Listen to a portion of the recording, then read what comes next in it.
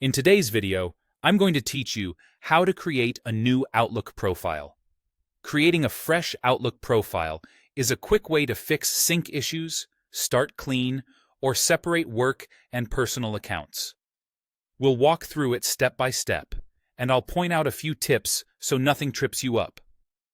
First, make sure Outlook is completely closed on your desktop. If you still see the Outlook icon down by the clock, right-click it and choose Exit. Closing it fully ensures Windows can create the new profile without any conflicts. Next, open the Control Panel on Windows. The fastest way is to press the Windows key, type Control Panel, and open it from the results. If you land in the Modern Settings app by mistake, back out and search specifically for Control Panel. Inside Control Panel, set the View by menu to small icons or large icons so you can see everything. Look for Mail, which may appear as Mail or Mail Microsoft Outlook, depending on your version. Click it to open the Mail Setup window.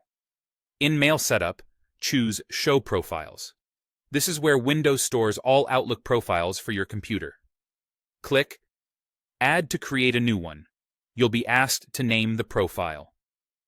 This name is just for you, so pick something descriptive you'll recognize later, like Work or Personal, and then select OK.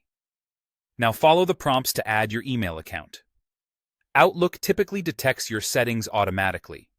Enter your email address when asked, sign in if prompted, and complete any verification your organization requires.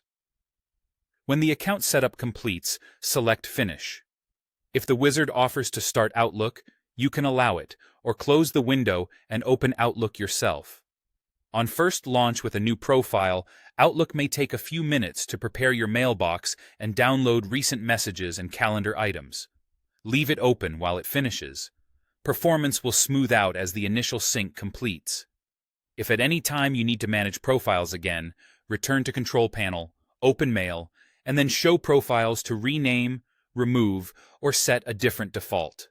That's the same place you'll come if you ever want another profile in the future. And that's it.